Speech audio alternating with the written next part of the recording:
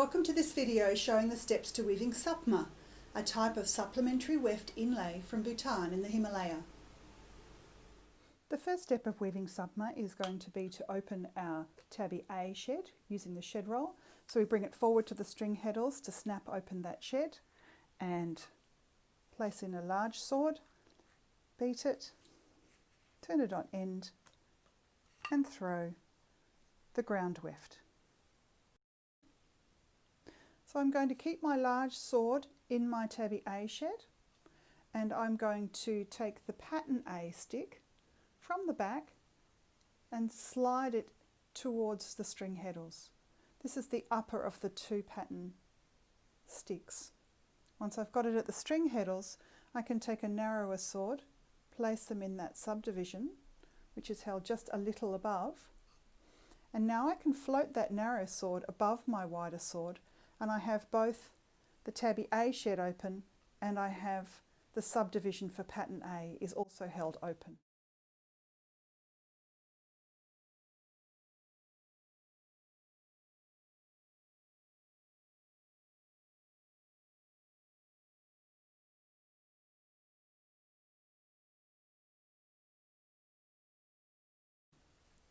I don't really need that stick now or this. We're going to make a diamond, and I'd like to start this diamond in the centre. So I'm going to use my purple thread that I tied around the centre pair of the pattern A threads, and I'm going to bring that forward, and I'm going to insert my pattern yarn. I've made about 1/2 metre length of pattern yarn behind that centre pair, and I want my ends to be fairly even. And I let that sit there. That's the only thing I need to do in this row. Just in case you need to know, I'm using some DMC cotton. I haven't separated the strands. I'm using all 6 strands because it happens to work nicely with my 5/2 mercerized cotton warp. Now I'm going to throw my tabby B. So I'm going to open my tabby B, my string heddle shed, beat that, throw my tabby weft, my ground weft, and I want to keep my large sword in that tabby B shed. And now I'm going to choose the bottom dowel that's holding pattern B at the back. So that's the underneath one, separates the B threads, these lower threads. And I bring that forward until it's about as far forward as I can bring it. It actually pushes some of the string heddles forward. And I am going to turn my large sword on edge. What that does is it opens up a triangle just here.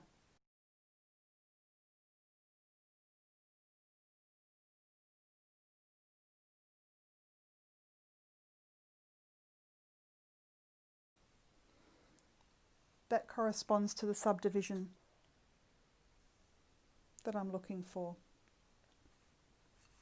So I've put my small sword in that little space that was opened up by my pattern B dowel over here. And now that can float over the top of my large sword.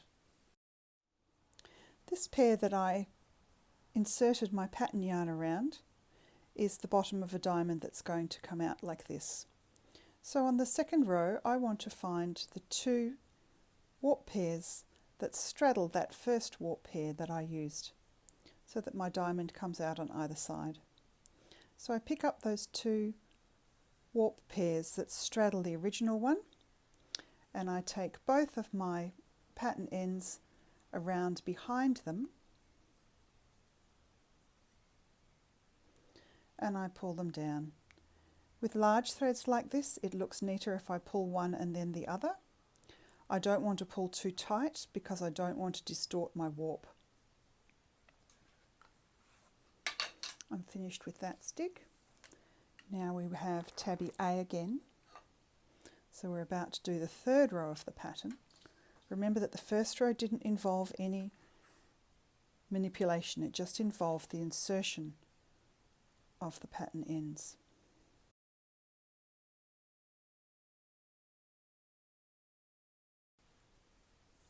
pattern A, small sword in there, floated on top of the large sword.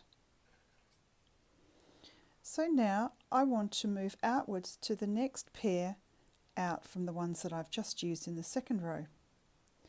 So here are the 3 pairs that I will be covering for the third row of this diamond. But I want a lot of this pink to show, so I'm only going to retain the outside 2 pairs. So I lift 1 pair, I drop 1 pair, and I lift 1 pair, which the Bhutanese call up, down, up. They're talking about pairs of warps. So here are the 2 warp pairs that I'm going to work around on this row. And again, I'm going to cross my pattern threads behind those 2 and out the other side. And I'm going to tighten one before the other. Now, I was concentrating so much on showing you the pattern, I forgot to throw my tabby, my weft, in the ground. So this is why I encourage you to always throw it at the beginning. Otherwise you'll forget.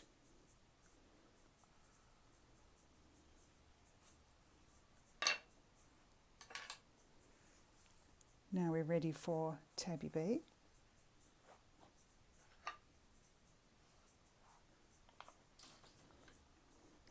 And I'm going to remember to throw my weft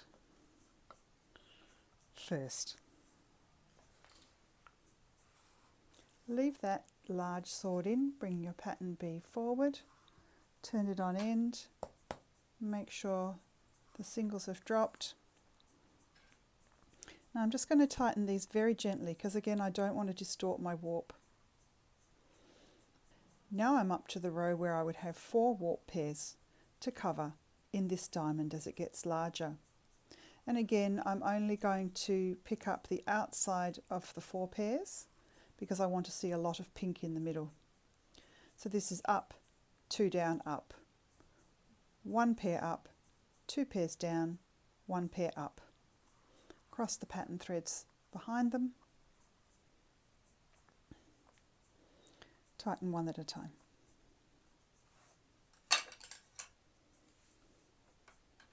Tabby A.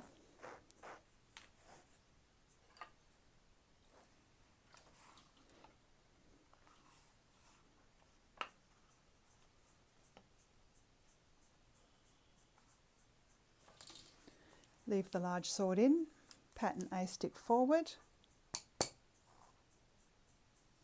small sword in the pattern A, and now we're up to the 5th row.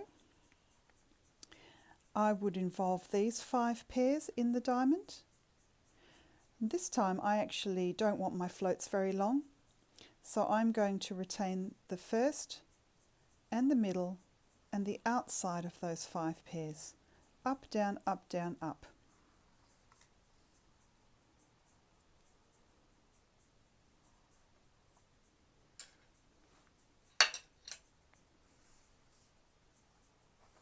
Tabby B.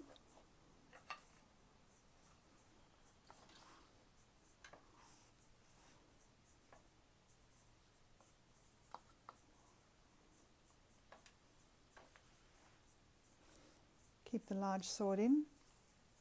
Bring pattern B forward. Small sword in pattern B. And I'm going to make this the centre row of this diamond. So the 6 pairs, warp pairs involved are here. I'm going to pick 1 up, drop 1, pick up 2, drop 1, pick 1 up. I do this because I really love the little diamond that shows in the ground colour in the centre.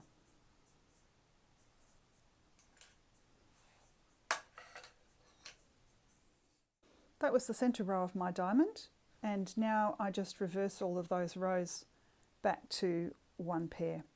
So the next row will be the same as the 5th row was. And first I have to throw my tabby A.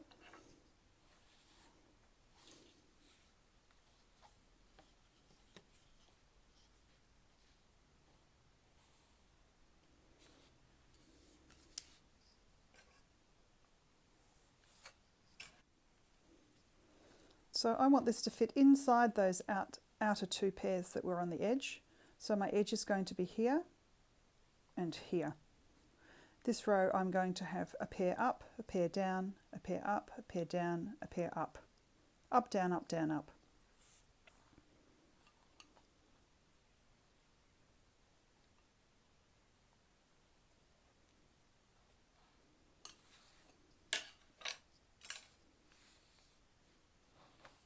Tabby B.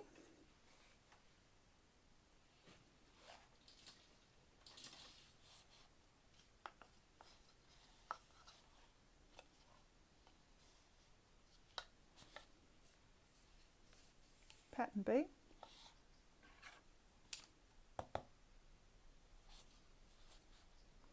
This will be the same as the fourth row. Up, two down, up. And I'm talking about pairs. A pair up, two pairs down, a pair up.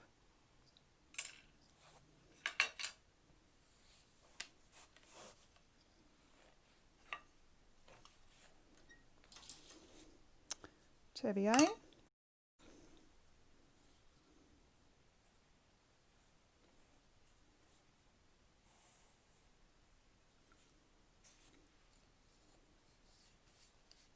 Pattern A.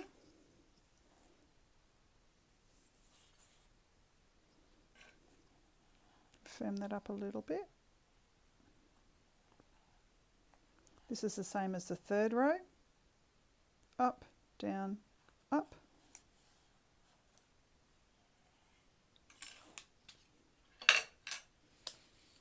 Tabby B.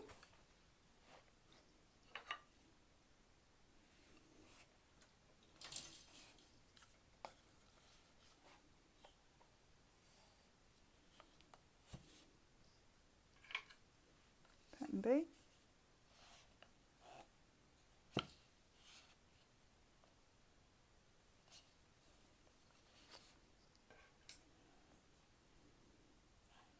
This is the same as row 2, two pairs up.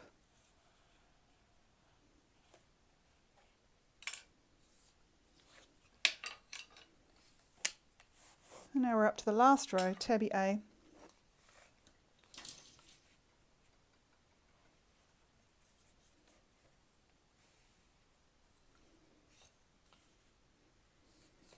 Pattern A.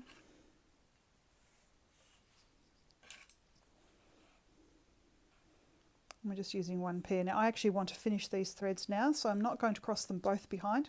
I'm just going to cross one, because then I can take them both together next to that pair that I just threaded around, and I'm going to take them through the tabby shed. So I push my pattern sword up out of the way. I've got my tabby shed here, and I just want to go down next to that pair, through the tabby shed a little way and out the back. Because with a warp-faced weave, that will clasp the pattern threads very tightly after I've woven another couple of ground rows, and that will not come undone. I won't have to finish those threads at all. I'll just cut them off at the back and they'll hang out the back. So there we have it. I'll just do a couple more tabby rows. Because once you've thrown a couple more tabby rows, you can tighten up those threads that you've taken out the back. So what I do now is I grab these threads out the back, and I can still see a couple of little lumps, so I just very gently tug on each one of them individually, and that tightens them up, and then I can continue weaving, and they're dealt with. All I have to do is trim them a little bit if they're really long. So that's Sapma. This is what I call a 6-pair diamond. In the next video, I will give an overview of the 4 types of timber we will be learning.